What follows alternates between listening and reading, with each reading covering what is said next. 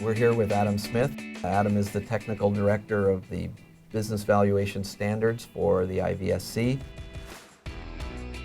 We're actually in the home stretch. We released the full set of IVS, what is being called IVS 2017, in two exposure drafts. One set came out in April of 2016, and the other came out in June.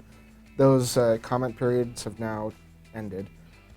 We've spent the last few months incorporating as many of those comments and considering all of them into the document.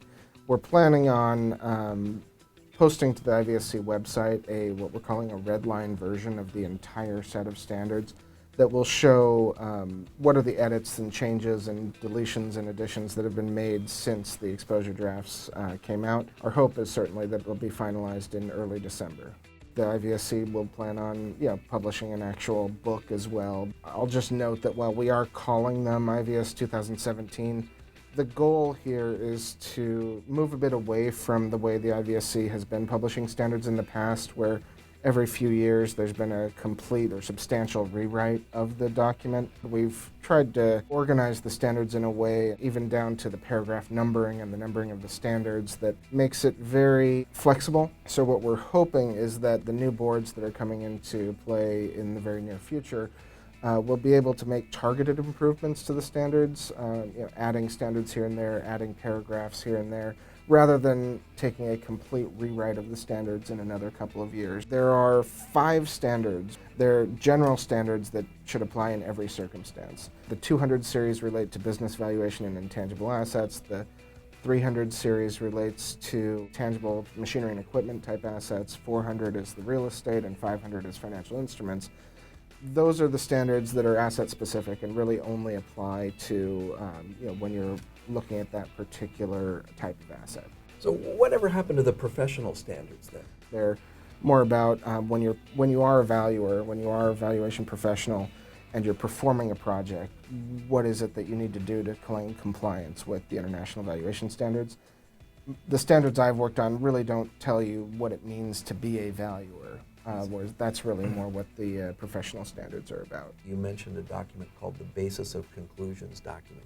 Can you describe what that document is? The Basis of Conclusions document is part of that effort to bring a little bit more clarity and consistency to the standard setting process. So in each of the exposure drafts, we included a few pages that just explained the board's thinking on some of the changes that were made.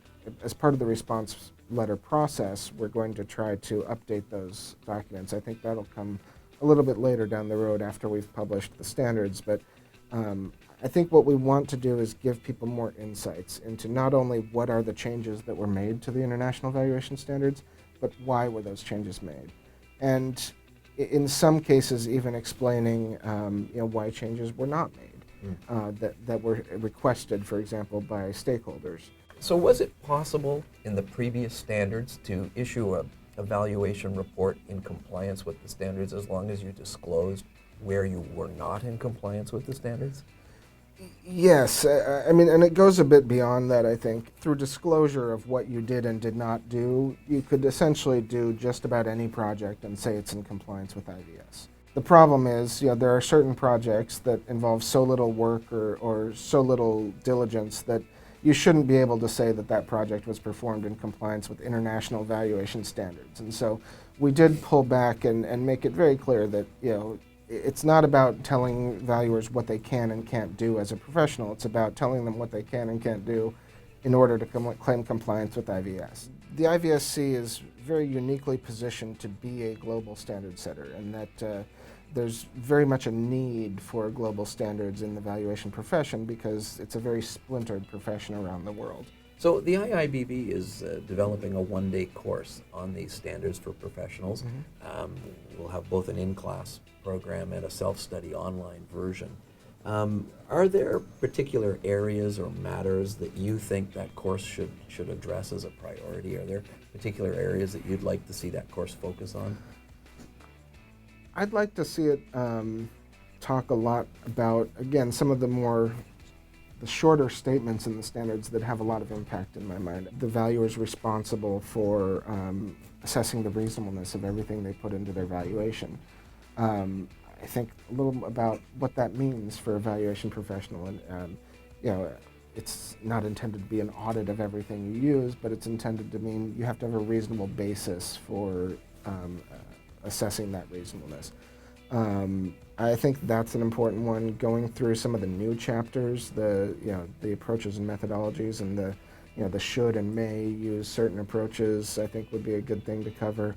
I would also say from the business valuation perspective, the intangible assets chapter was very substantially rewritten. That's one of the ones that changed the most, so it would probably be good to focus a bit on that area as well. Thank you so much, Thank Adam. you. Really appreciate it. My pleasure.